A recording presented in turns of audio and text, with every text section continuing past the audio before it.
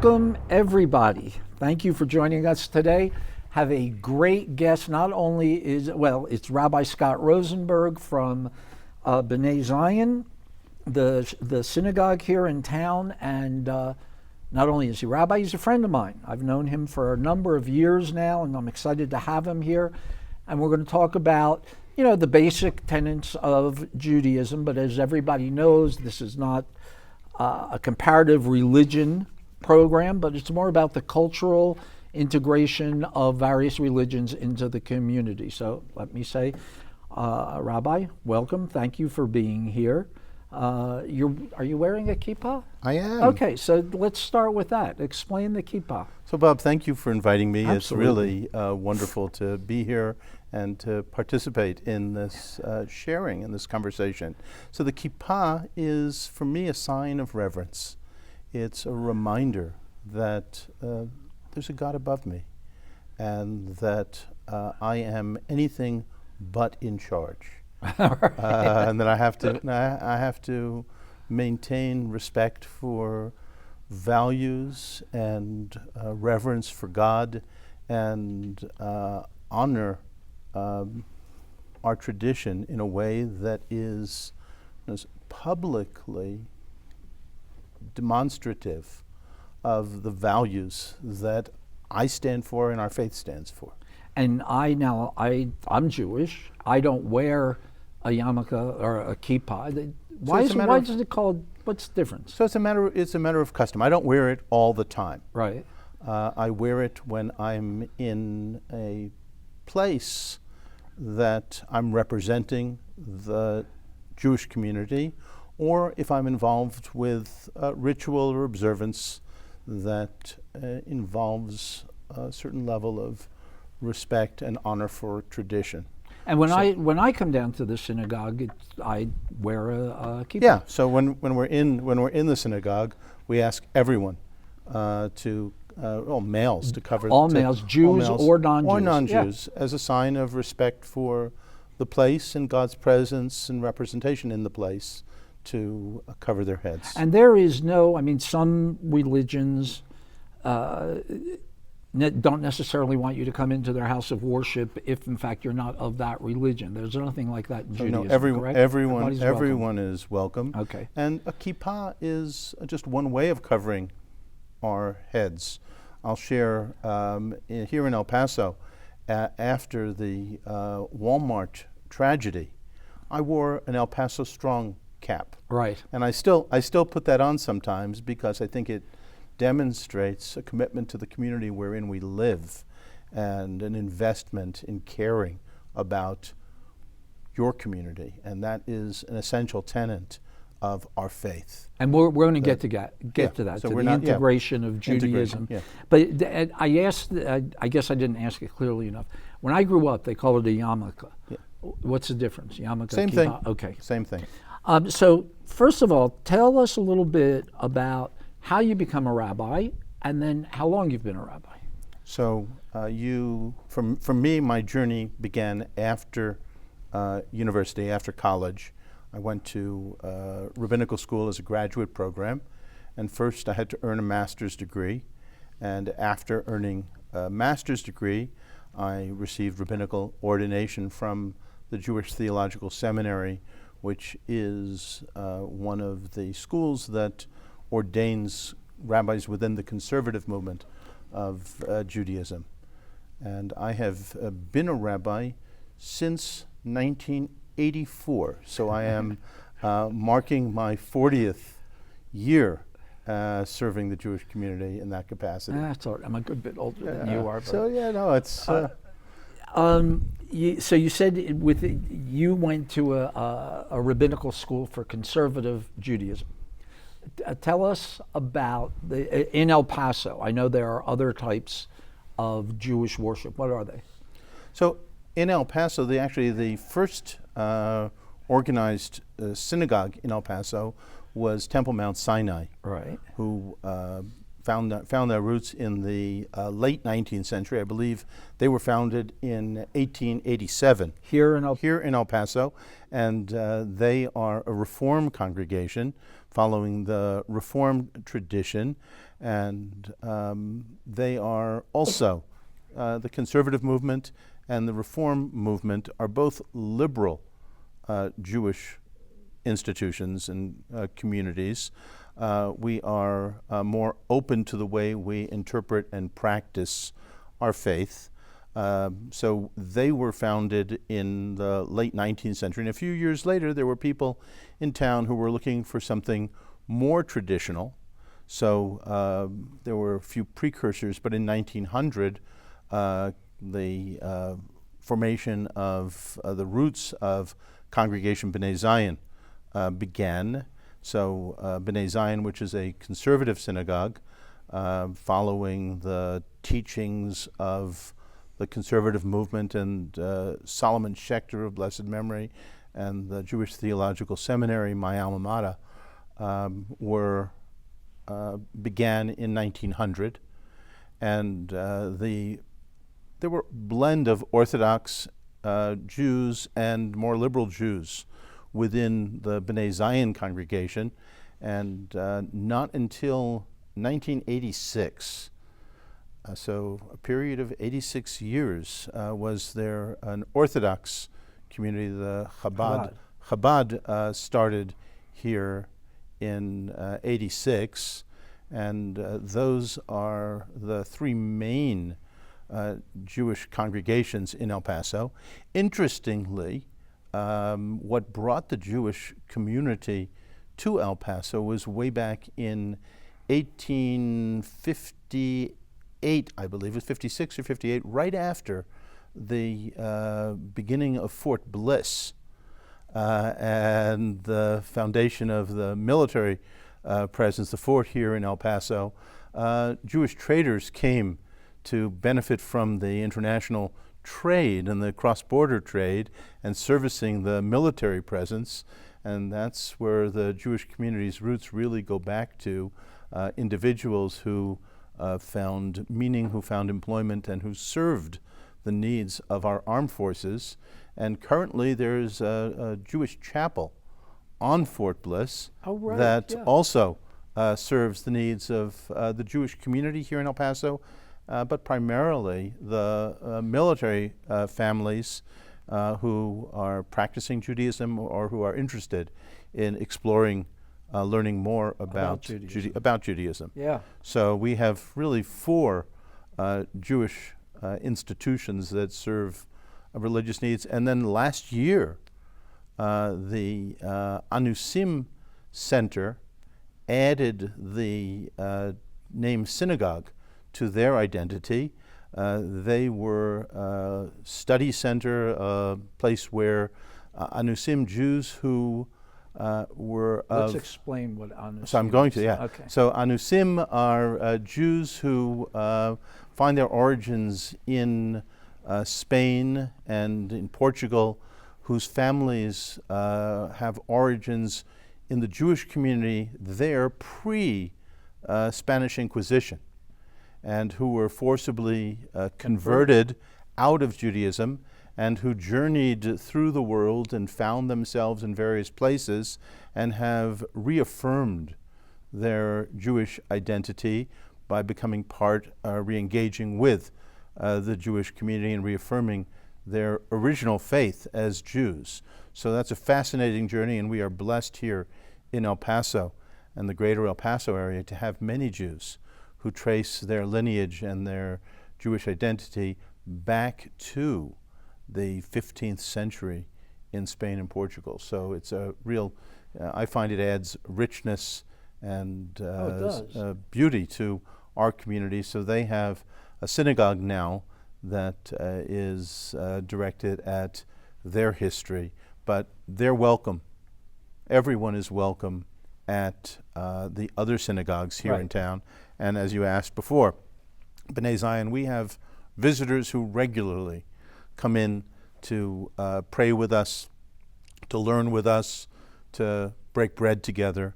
And I know the same holds true at Temple Mount Sinai and at Chabad and the chapel on Fort Bliss.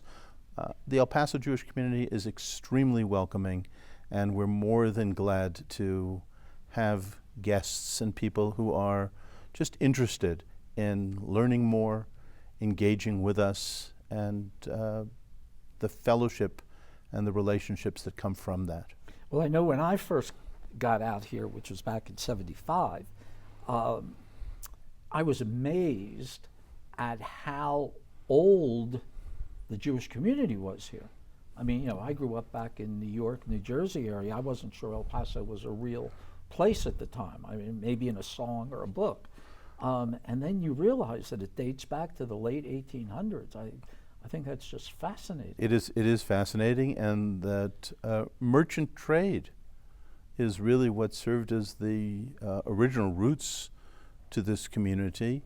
And the Jews moved here because of trade, because of commerce, because of the close relationship that exists here with our neighbors and friends in the community in Juarez and the community in Chihuahua, and the relationship that we have that adds so much beauty to a life in El Paso, that we thrive because this is an international city with a culture that is representative of that, and that came from the trade and the exchange of both commerce and ideas and culture, which really I find since I arrived, yeah, it's fascinating, Yeah, it really is. And it is. I think it's actually a hidden treasure.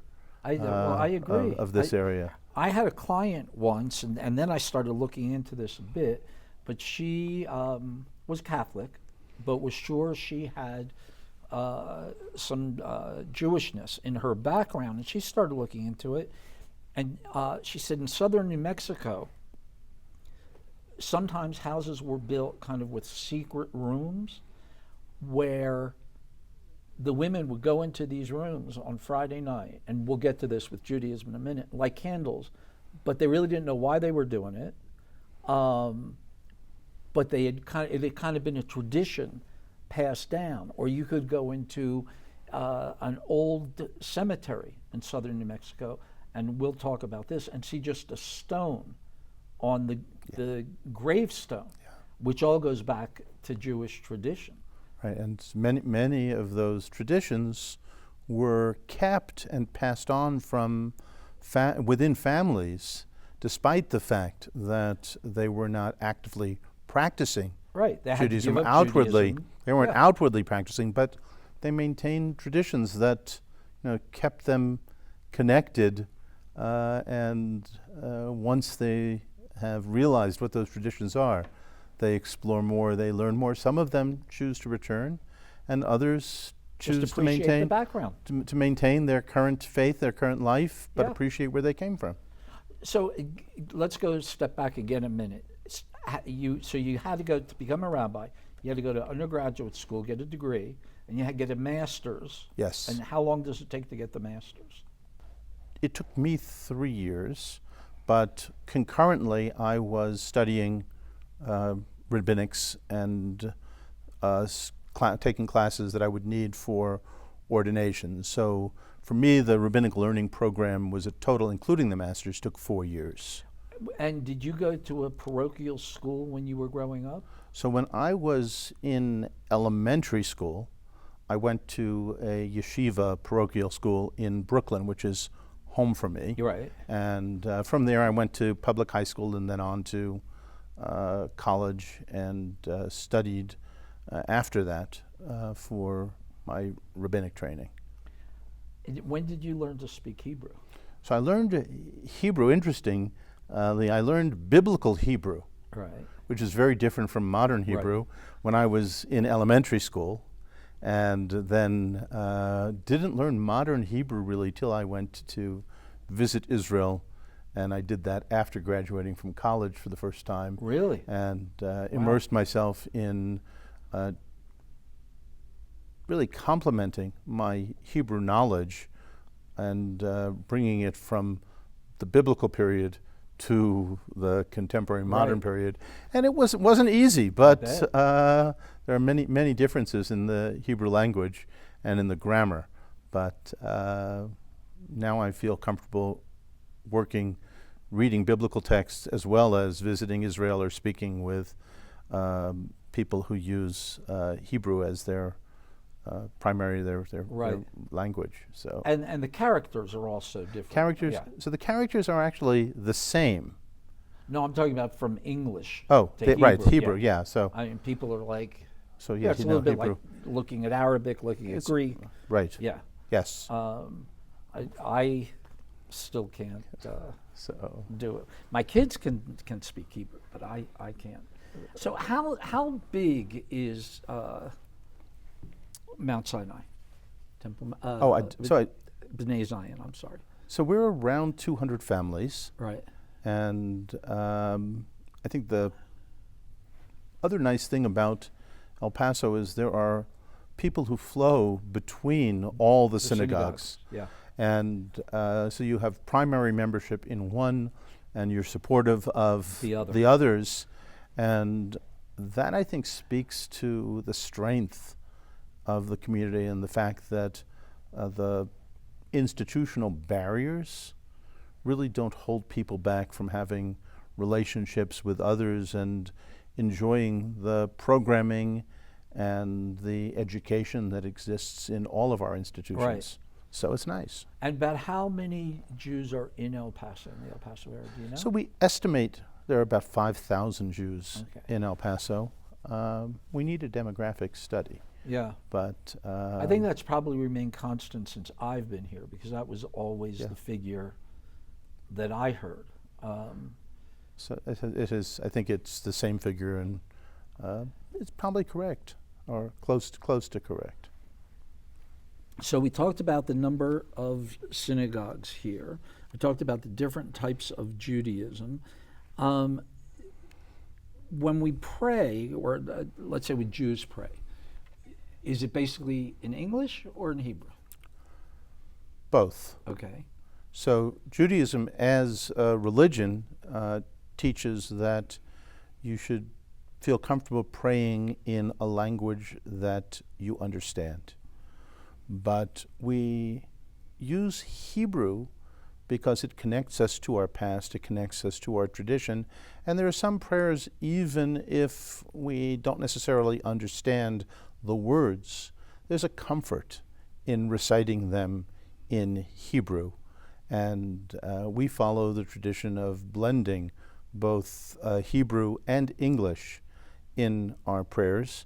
And at Benet Zion, we have some Sidurim in Spanish Right. as well, because we have members who come and their first language is Spanish, and it's more comfortable for them to pray in the language that speaks to them in the most meaningful and the easiest way. And I know you go to Argentina a bit for meetings. And So I've been down to Argentina. I actually brought back a new Sidur that the conservative movement down in Buenos Aires in Argentina in Latin America produced recently, and I have that available to. Well, I remember when I spent about a month in Buenos Aires, and I remember I would go to the great synagogue there, which was really pretty. So the nice thing about Judaism and Jewish prayer is that wherever you are, as you can go to a synagogue and you can feel at home. Yeah.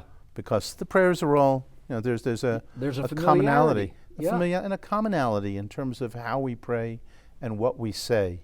So when I was in Buenos Aires, when I'm in Israel, when I'm in anywhere traveling, you go to a synagogue and it's home. Yeah, and yeah, exactly. I don't have a great aptitude for language. I've been here 50 years. I'm still in Spanish 101, but my girls have a good aptitude, so they know Spanish, they know Hebrew, and one of my girls also knows Japanese, and we were in Tokyo, and when we travel, we like to try and go to services Friday night. And so we got in the cab, and she's speaking Spanish, and we got to it's more of a community center in Tokyo, and we got there, and there were some Israeli soldiers sitting out front protecting it, but she spoke Hebrew to them. And then we got upstairs. The rabbi happened to be from Britain. So it was a nice experience. But you were familiar with all the prayers. I mean, it was No, and that's nice. And unfortunately, today, due to some of the situations in the world, security at synagogues has impeded our ability to be welcoming. yeah. But we still welcome everyone, and we're just a little more Careful. careful. We were just I think it was Malaysia or one of the Asian countries we wanted to go. They had actually had to close the synagogue.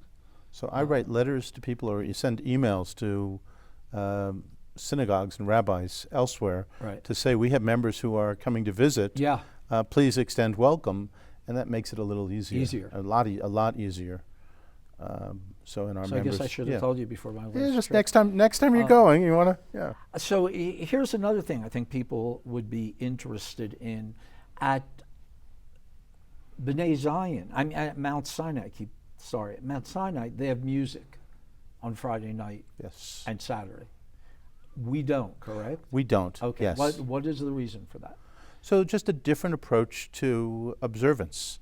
And I can't speak to the reason why they have it. I think for us, for many, many years, since the destruction of the temple back in the year 70 of the Common Era, the Jewish communities throughout the world have avoided practices that were part of the temple observance, and music was one of those practices. So for many communities, they hold it and they don't have music in respect to the difference between a synagogue in the world and the temple that once stood in Jerusalem. I do think that's evolving, though, and we will have musical accompaniment at some times when tradition allows it, like before Kol Nidre. On Right. Yom Kippur, we have a cellist who comes in and plays a beautiful piece that was written for Right. Kol Nidre. So we will use music to enhance, but currently we're not including it in our services At this time. at this time. Let me. I could talk to you forever we could, about this stuff, but so first I have a lot more I want to cover. But explain the difference between a Sephardic Jew and an Ashkenazi Jew. So it has to do with where your family comes from. So Ashkenazic Jews, Ashkenaz means Germany or Eastern Europe. So if your family heritage and origins were in Poland or in Russia, the Ukraine, then Germany, you're an Ashkenazic Jew, and there were traditions and customs that developed based on the life realities, how life was like in those places. Right. So, for example, you'll find more dishes focused on potatoes, Okay. whereas in the Sephardic world, Rice. you have rice. Yeah. And the Sephardic world was North Africa, Spain, Portugal, parts of Italy, and then there's also our Eastern Jews who come from Persia, Right. which are currently Iran. Iran. And there was a Yemenite community that used to exist. There was an Ethiopian I was just community. going to say, Yeah. an Ethiopian community, and each of them have different traditions. So in our world today, I believe in respecting where we come from, but we're all one people. Yeah. And we have to learn about those traditions and grow and adopt. There's no disloyalty No, absolutely in not. saying we're serving Sephardic food today, even though you come from Germany. an Ashkenazi Ashkenazic background. I mean, I And happen to that's- like when I go into a Sephardic synagogue and they're playing bongos. I mean, I think that's terrific. That Yeah. is, and some hummus. Right? I enjoy hummus. Yeah. That's a Sephardic. Sephardic Mideastern Yeah. delicacy, falafel. Yeah. But I also like borscht. You know, I kind of grew up with borscht. It's not my favorite. But So, you know, just I want to especially ask you these two things because you answered them so well for me once when I asked you just randomly. But would you explain why we just put a stone on a headstone? We don't use flowers at funerals, and why we take the shovel upside down and put the dirt on the coffin.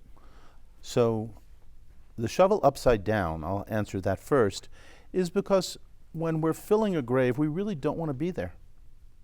Because no one wants to have to bury a loved one or a friend. But we know that you have to fill the grave. So we use initially the back of the shovel because we want to do it begrudgingly. And we also don't pass the shovel from person to person as an assembly line. After we place the earth that we are putting in the grave, we put the shovel back into the pile of earth because this is really not something we want to do. It's something that we know must be done, and it's very respectful, and it's a high honor to be able to participate in this practice because we know that it is true giving. We know that the deceased is not able to pay us back, and we know that it's necessary. So we do it, but we use the back of the shovel because no one wants to be at the funeral of a loved one or a friend. And the stones go back to biblical times.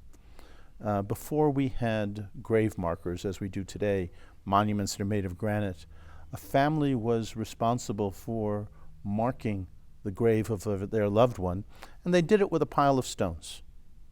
And they would come back every once in a while, periodically, and they would add stones to the pile. Well, once we replaced that practice with the monuments that we use today, Right. we still place stones because we realize that it's not only the physical well-being of our loved ones' graves that's important, we're also responsible for their spiritual well-being. So I tell people that when you place a stone on the grave, stop and reflect and ask yourself, what can I do to carry forth the values and the legacy of my loved one today and tomorrow? What commitments can I make in my life that honors all that my loved one gave to me? And then place the stone. And when you do that, commit to making our world a better place because our loved one, our friend, was there. One last question because we're running out of time. Tell us what a mitzvah is. So, mitzvah technically is a commandment, and there are 613 of them according to our tradition. Some of them are things we should do, some of them are things we should avoid doing. And the 613 are divided into those two categories. There happen to be 365 things in the Torah, in our Bible, that we shouldn't do. And I always tell people, well, there are 365 days in the year. Every day of the year you have the opportunity to do something wrong. Don't take that opportunity. And there are 248 positive things. And the rabbis teach that when you're doing something positive, you're helping your neighbor, you're caring for the sick, you are supporting the stranger or those who are in need, you are celebrating the Sabbath. That's a positive thing. Because you should put your whole self into it. And that's a mitzvah. So, in a nutshell. Yeah. And it's a great question, Bob. Thank you. I appreciate this. We've run out of time. I mean, it was like zing, zing, zing. But thank you so much for coming. And I think we might have to do this again. Gladly. Thank you. Gladly. Thank you, Bob.